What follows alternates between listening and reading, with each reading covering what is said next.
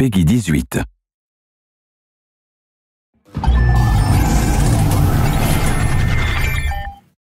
Hello everyone, I'm Colin Graham. I'm the animation director on Watch Dogs, and today I'm excited to present to you a vertical slice of the Watch Dogs free roaming experience. So actually, this is not a mission. Everything we're going to showcase today is completely systemic, and we're free to do as we please. We start off in the wards, the low-income district of our interpretation of Chicago. When creating the world of Watch Dogs, we wanted to stay true to the city and give a unique flavor to each and every neighborhood, not only in terms of the architecture, but also in terms of the people that you'll encounter and what is happening in their day-to-day lives.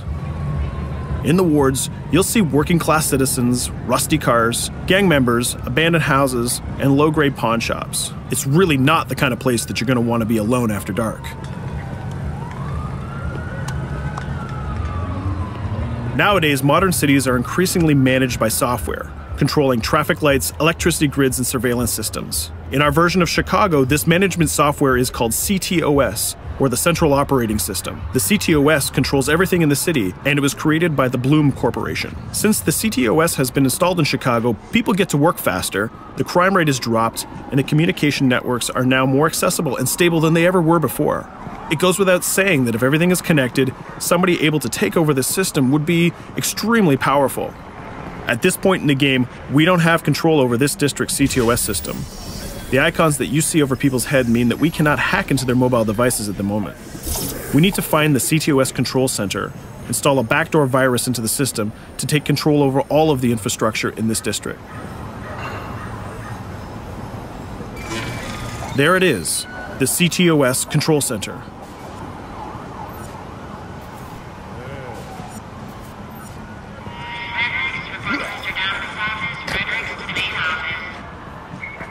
Watch it. You're walking someplace you got no business. It's heavily guarded.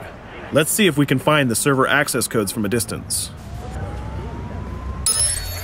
With cameras, we can explore restricted areas without being spotted, tag different guards, and access details on their lives. What the hell is she doing with that weasel motherfucker? It seems that Bloom employees all have a sort of shady past.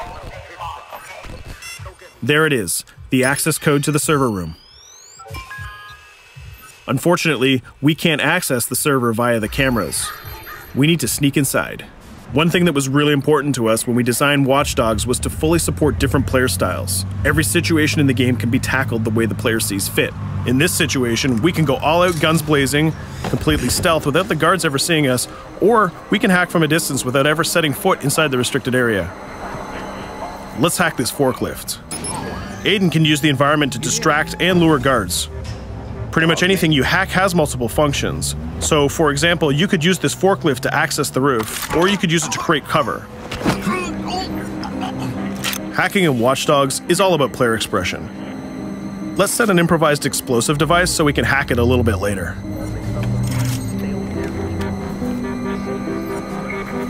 You'll also notice Aiden's low-profile stance. This indicates when the guards are unaware of our presence. We'll try to reach the upper level of the building to see if we can gain a vantage point over our opponents. Everything in the environment can be hacked, so we're going to make some dynamic cover. That's how you spend a day off. Some quality meat. We'll use this forklift to lure the guard towards our IED that we set earlier. Let's see how this plan unfolds. You're working them on.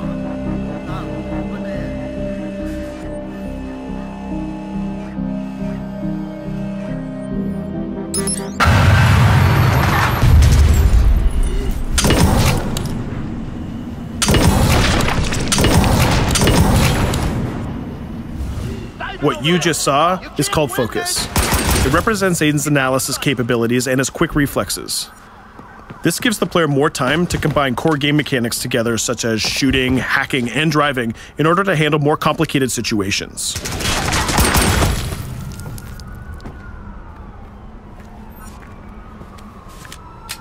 Now we can access that control room.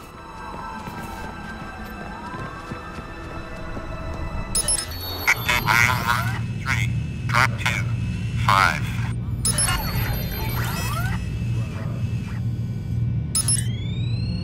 Now we'll be able to hack all of the devices connected to the CTOS within the districts. Thousands of cameras, traffic lights, the electricity grid, and most importantly, all of the citizen information profiles. We can also benefit from the Chicago Police Department Crime Prediction System, which uses facial and pattern recognition to spot potential criminals or potential victims.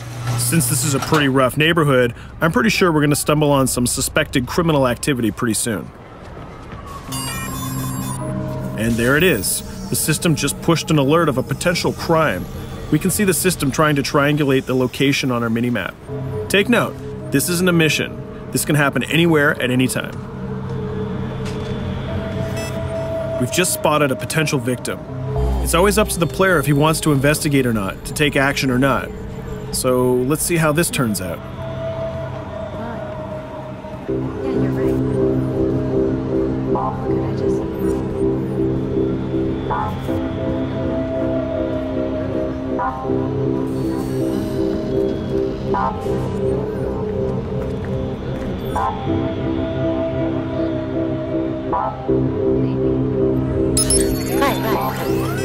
You think you're leaving me? Huh? Jesus, I told you to stay away from me! You belong to me now, get it? You better leave or I'll call the cops! I'll fucking kill you, goddammit! Get off! Yo! That was close. Good thing that we intervened. We managed to prevent the crime, but we triggered a chase. From here, the criminal's behavior is unpredictable. He can try to get away, shoot back at us, surrender, or call for backup.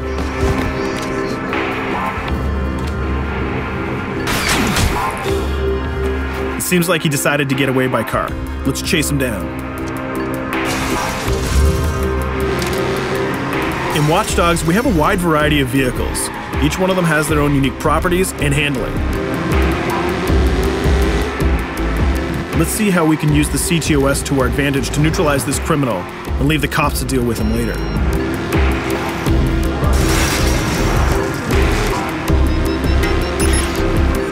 The chase stops right here. Using the blockers usually reserved for the cops during interventions, we managed to stop this criminal without killing him.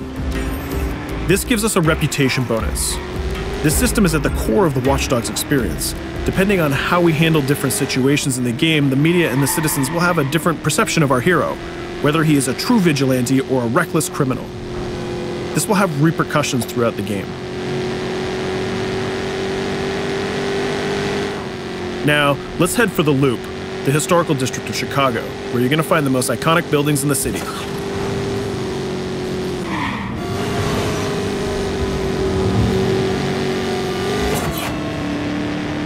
We're going to go to a gun shop to see what arsenal is available for players.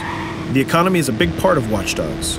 Players will be able to grow their arsenal with weapons and craft their tools in order to increase their power and their hacking abilities.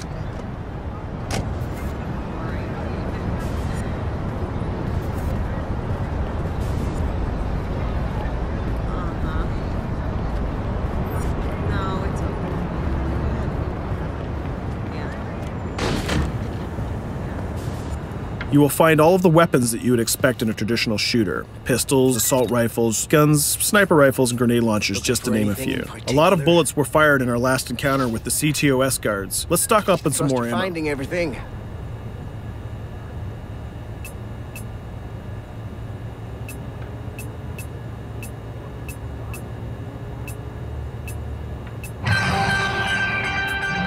As we mentioned earlier, the media keep track of your actions and the citizens are going to react according to the perception that they have of you. Here, the media is reporting a crime in which you are the #1 suspect. The gun shop owner recognized you and decided to trigger a silent alarm to notify the police. Copy that. Possible wanted suspect presumed armed and dangerous. Police are now trying to locate the source of the threat using the surveillance system in the city, represented by the yellow circles on the minimap. Come in, PH3.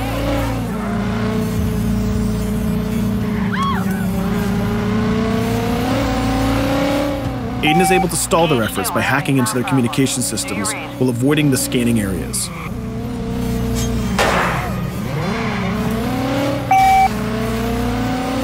PH units, do you copy? Repeat, squad to all PH units. Once they've lost our trail, we can go back to our activities.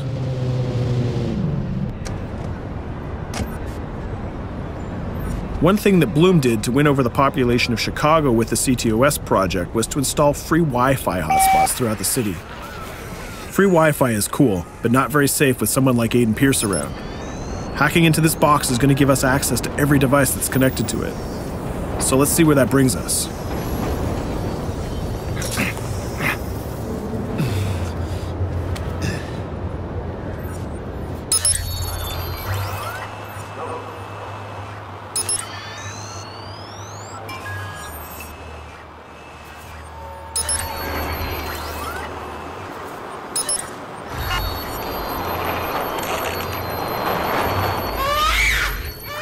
We just hacked into the webcam of a laptop. It seems that we're in the apartment of a mother and we can hear her baby crying in the background. Her bank information is in her mobile phone sitting right there on the table in front of us. It's totally up to the player whether we decide to steal it or not. Of course, this won't affect our reputation because nobody can witness this action. Just like in real life, nothing is totally black or white, but rather many shades of gray. This is exactly the situation where we want the player to question his own morality. Let's go withdraw that money. If you think that you're alone, think again. Aiden is not the only hacker in town. Someone's trying to install a backdoor virus on Aiden's phone in order to steal a portion of the information that he's gathered through the game so far. First, we're gonna have to reach the area where the signal is coming from.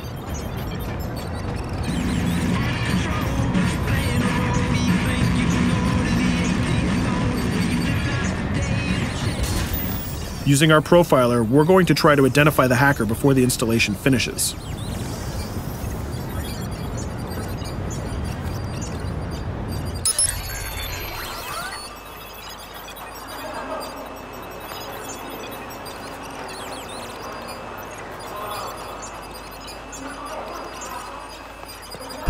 There he is. In Watch Dogs, things aren't always what they seem to be. This is actually another player that seamlessly came into our single-player experience. Let's not let him get away with this. We're going to teach this guy a lesson.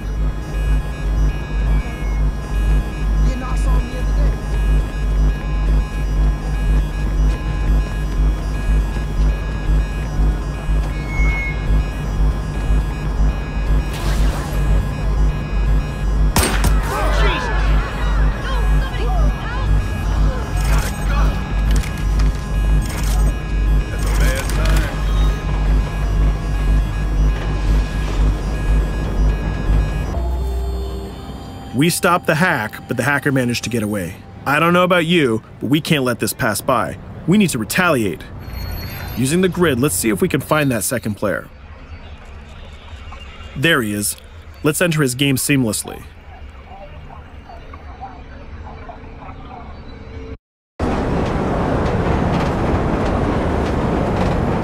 The second player is not yet aware of our presence. If we act carefully, he might think that we're one of the many NPCs in the city.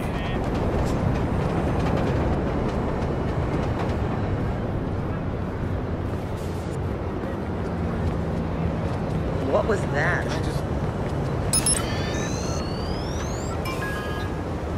So let's find a place to hide and start hacking. What's going on?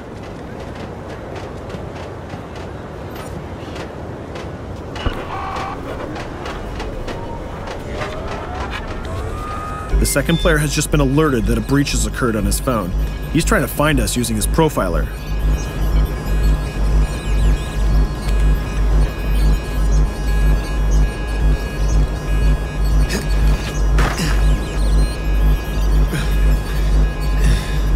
He's dangerously close. Let's hide in the car. We're spotted. Let's get out of there.